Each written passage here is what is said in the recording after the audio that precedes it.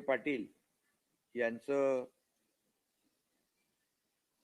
उपोषण आज त्यांनी मागे घेतलंय, त्याबद्दल मी मनोज जरांगे पाटील यांचं मनापासून आभार मानतो त्यांचे, आणि त्यांच्या सहकाऱ्यांचे देखील आभार मानतो।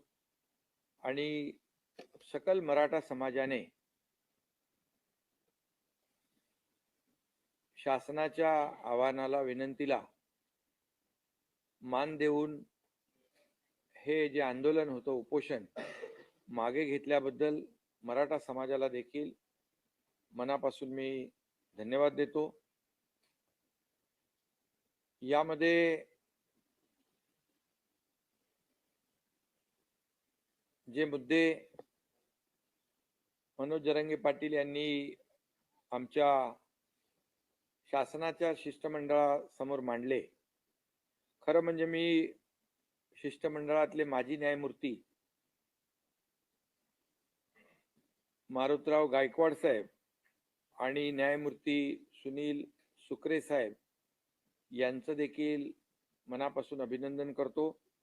त्याचबरोबर त्यांच्याबरोबर ॲडव्होकेट हिमांशु सचदेव आणि इतर कायदे तज्ञ या शिष्टमंडळात होते, आणि त्याचबरोबर आमचे मंत्रिमंडळातील सहकारी संदीपान भुमरे, उदय सामंत, धनंजय मुंडे, अतुल सावे, बच्चू कडू, नारायण कुचे यांनी देखील मनोज जरांगे पाटील यांच्याशी चर्चा केली। आम्ही परवाच्या दिवशी मी स्वतः मनोज जरांगे पाटील यांच्याशी फोनवरून चर्चा केली होती।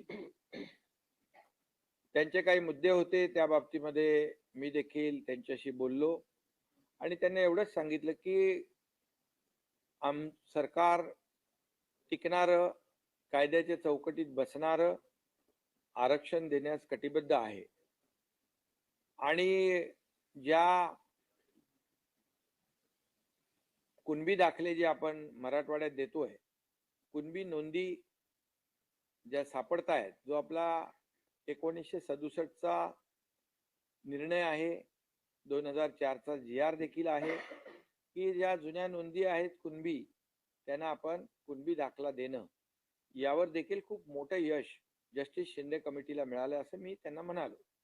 जवळपास 13,500 14,000 अशा प्रकारच्या नोंदी आणि दाखले ज्या नोंदी सापडल्यात, ती एक मोठी अचीवमेंट आहे, आणि त्यासाठी जस्टिस शिंदे कमिटीने देखील दिवस रात्र काम केलंय। आणि म्हणून ज्यांनी जेव्हा त्यांना आणखी यामध्ये कुणबी नोंदी सापडणार आहेत असं जे काही खात्री पटल्यानंतर त्यांनी मुदत मागितली। हेही मी मनोज जरांगे पाटील यांच्याशी बोललो, आणि मी त्यांना हेही सांगितलं की उद्या आपण जे काही निर्णय घेणार आहोत तो टिकणारा पाहिजे, तो कुठे चॅलेंज होऊ नये।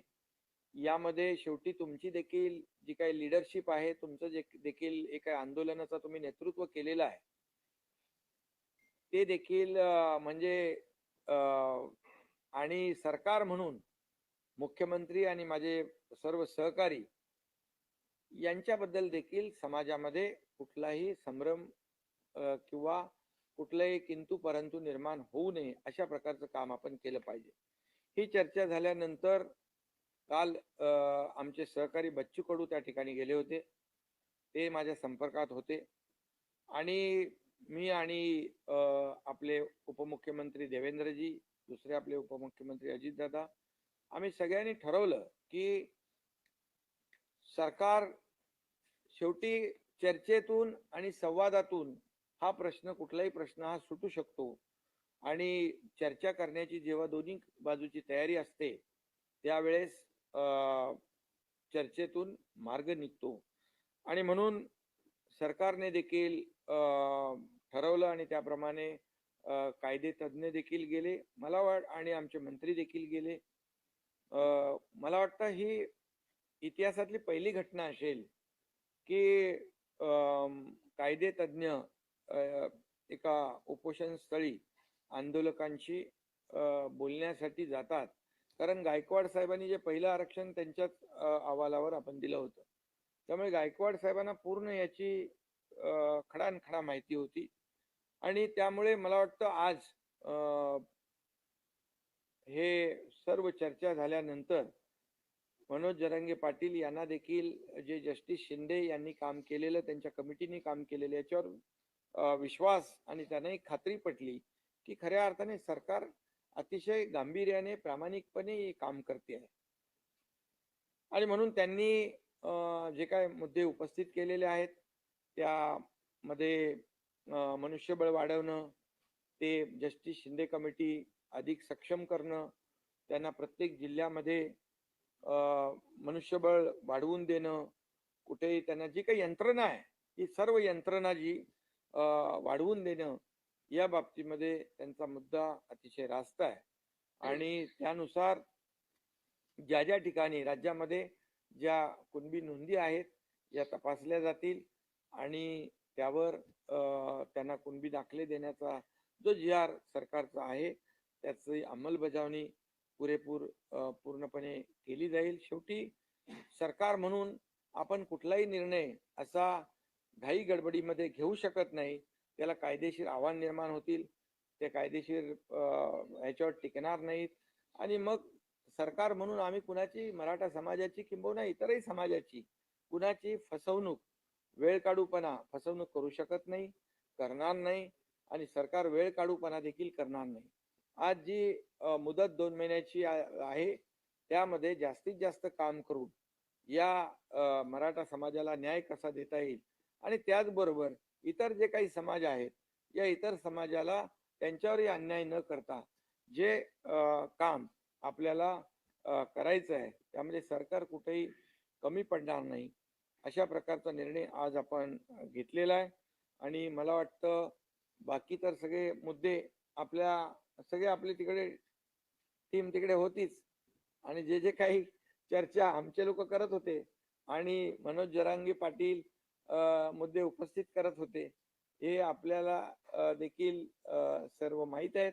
आणि म्हणून या वेळेमध्ये ज्यांच्या नोंदी ज्यांच्या आहेत त्या नोंदी तपासण्याचं काम युद्ध पातळीवर केलं जाईल आणि त्यांना दाखले दिले जातील.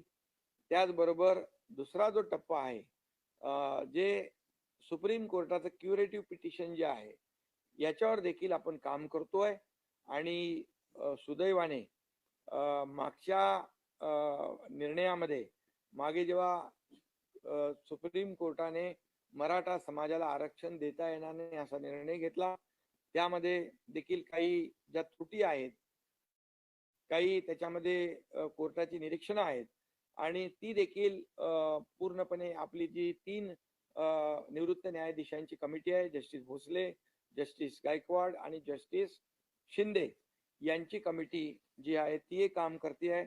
आणि त्याच्यामधले ते जे काही त्रुट्या आहेत त्या सुप्रीम कोर्टाने आता जो काही एक विंडो ओपन केलेला आहे ड्यू प्रोसेसमध्ये, ते आमचं म्हणणं ऐकणार आहेत. आणि त्यावेळेस तोही मुद्दा, त्या ठिकाणी जे मुद्दे आहेत, जे मराठा समाज मागास कसा आहे हे सिद्ध करण्याचं काम देखील सरकार करेल. त्यासाठी जो मागासवर्ग आयोग आहे तो देखील युद्ध पातळीवर काम करेल.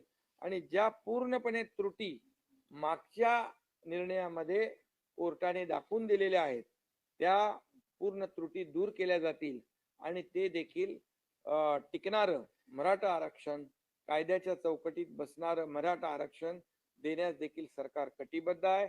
आणि ह्या 2 मार्गाने आपलं हे सरकार काम करेल. आणि निश्चितपणे या मराठा समाजाचं जे एकजूट आणि जे काही आंदोलन झालं यासाठी सरकार देखील पूर्णपणे या सर्व बाबींवर सर्व यंत्रणा जी आहे, सर्व पूर्ण विभाग जे आहेत, प्रत्येक जिल्हाधिकारी हे सगळ्या लोकांना तशा प्रकारचे निर्देश देता येतील. आणि एका जिल्हाधिकाऱ्याकडून त्या जिल्ह्यामध्ये 10 लोक, कमीत कमी 10 लोक तर फक्त याच कामावर या कामाची जबाबदारी देण्याचं देखील सरकार काम करेल.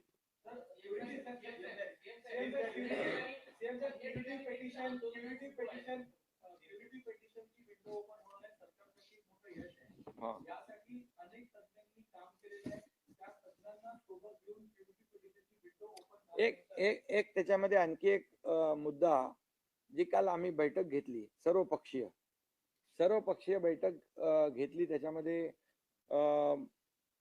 देखील जी भूमिका सरकारची होती की मराठा समाजाला आरक्षण टिकणारं दिलं पाहिजे, कायद्याच्या चौकटीत दिलं पाहिजे, हे देखील सर्व पक्षीयांनी मान्य केलं. आणि सर्व पक्षीय बैठकीमध्ये सर्व नेते आले, त्यांनाही मनापासून मी धन्यवाद देतो.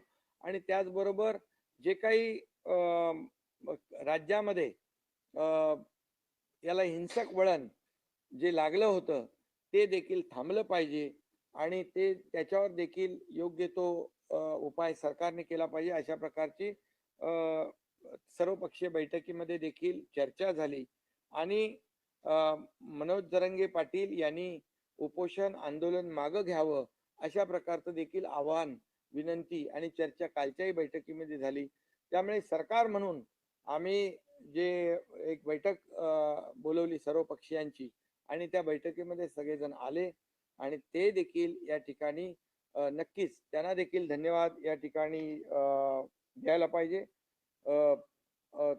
एवढं या ठिकाणी. आणि जे आपले आज खरं म्हणजे जे दोन आपले निवृत्त न्यायाधीश त्या ठिकाणी गेले, त्यांचे विशेष या ठिकाणी आभार देखील मी मानतो. कारण शेवटी कायद्याची भाषा आणि ज्या कायद्याच्या ज्या काही चौकटीमध्ये काय बसू शकतं, काय टिकू शकतं, हे त्यांना समजावून सांगण्याचा देखील त्यांनी प्रयत्न केला.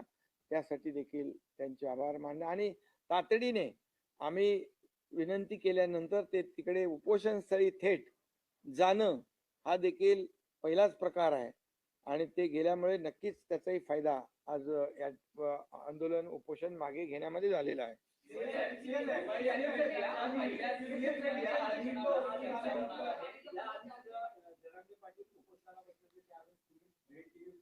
उपोषण आंदोलन त्यांनी मागे घेतलं होतं, पुन्हा ते सुरू झालं. हा तात्पुरता दिलासा आहे, कारण त्यांनी 2 महिन्यांचा कालावधी दिलेला आहे सरकारला. जर 2 महिन्यात प्रश्न सुटला नाही तर पुन्हा मुंबईच्या वेशीवर आंदोलन झळकणार, असा त्यांनी इशारा किंवा त्यांनी भूमिका व्यक्त केली. नाही, आमचा प्रयत्न आहे पूर्ण, कारण याच्यामध्ये 2 महिन्यामध्ये संपूर्ण राज्यभरामध्ये जी यंत्रणा आहे, जिथे जिथे जुन्या नोंदी आहेत ते शोधण्याचं काम आमचा जो काही ही टीम जी आहे शिंदे समितीला आम्ही पूर्णपणे स्ट्रेंथन करतोय, त्यांना मनुष्यबळ वाढवून देतोय. प्रत्येक जिल्ह्यामध्ये आवश्यक ज्या काही बाबी आहेत ते आम्ही करून देऊ. आणि त्यामुळे विश्वास आहे की हे काम पूर्ण होईल. आणि त्याचं डे टू डे जे काय अपडेट आहे, जी काय प्रोग्रेस आहे, तो देखील मनोज जरांगे पाटील त्यांनाही आम्ही सांगितलंय की तुम्ही देखील या कमिटीमध्ये आवाहन केलं, विनंती केली की तुमचेही लोक या कमिटीमध्ये असतील तर तेही देखील काही सूचना करू शकतील, काही त्याच्यामध्ये आणखी काही उणिवा असतील तर त्या आम्ही दूर करू शकतो सरकार म्हणून. त्यामुळे मला वाटतं एक अशा प्रकारची वेळ येणार नाही.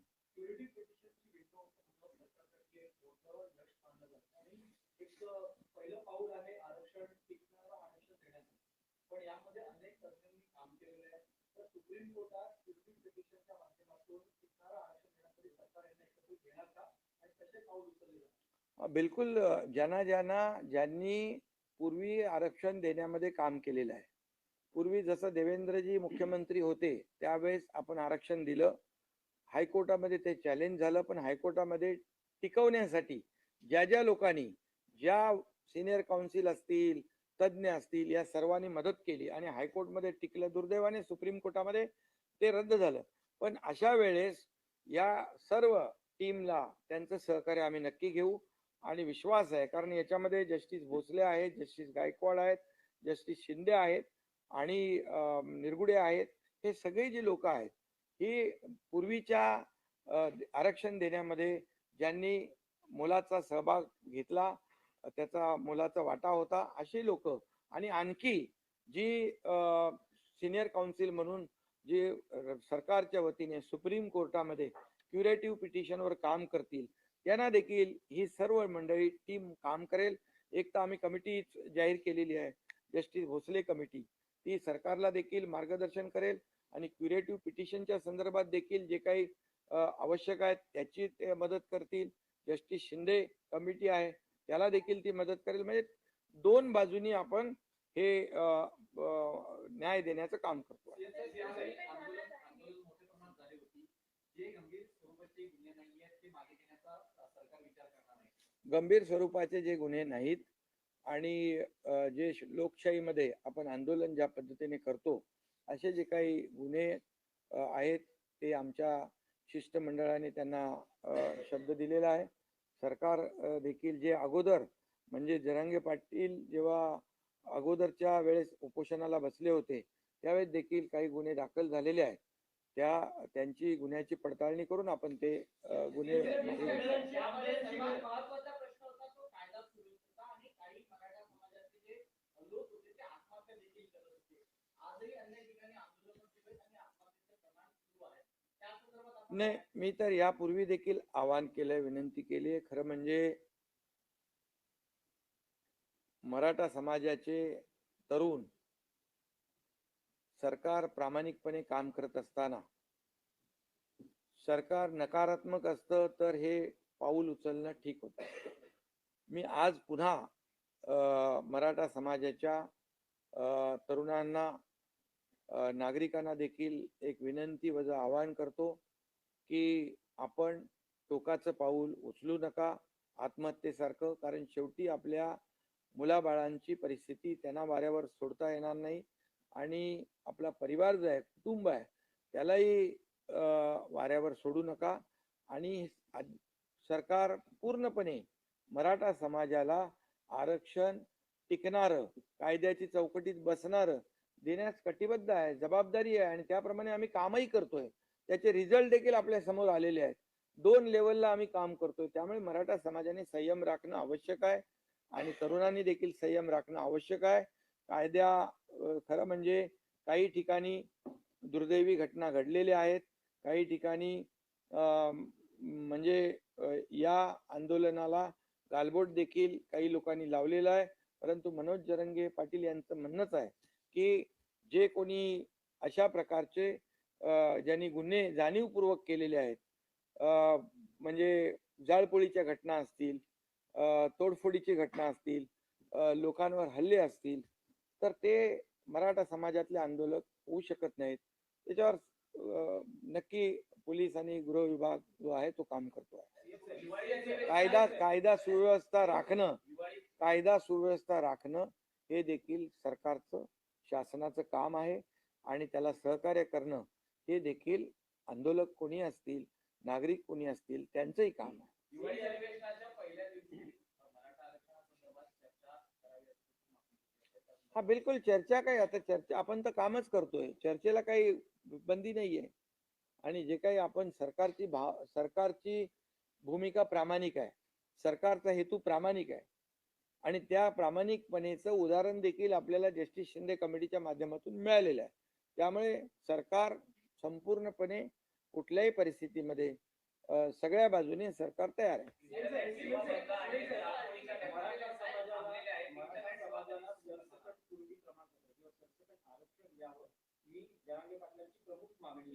नाही नाही, तुम्ही असं कुठेतरी भरकट होऊ नका.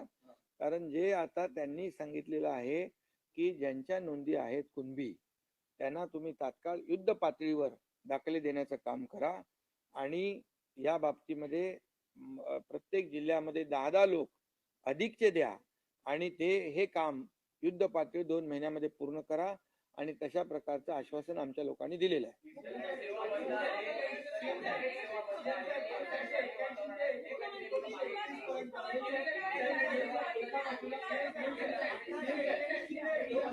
एकाने बोला कोणीतरी. अरे नाही, तुम्ही बोला.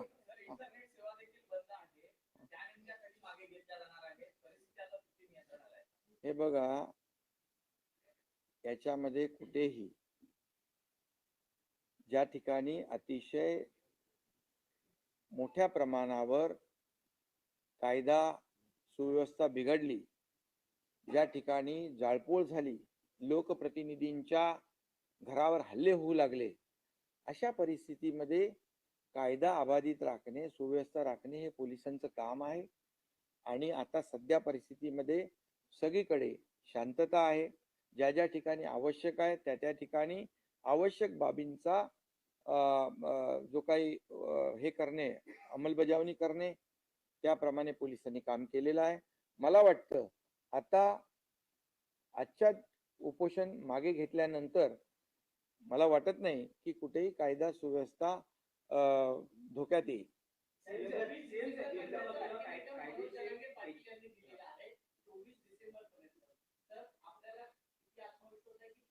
नाही, आता 2 जानेवारी पर्यंत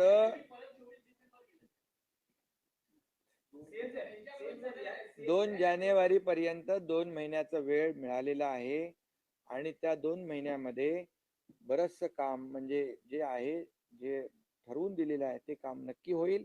आणि त्यासाठी जे जे काही यंत्रणा आवश्यक आहे त्या सर्व यंत्रणा सरकार लावेल.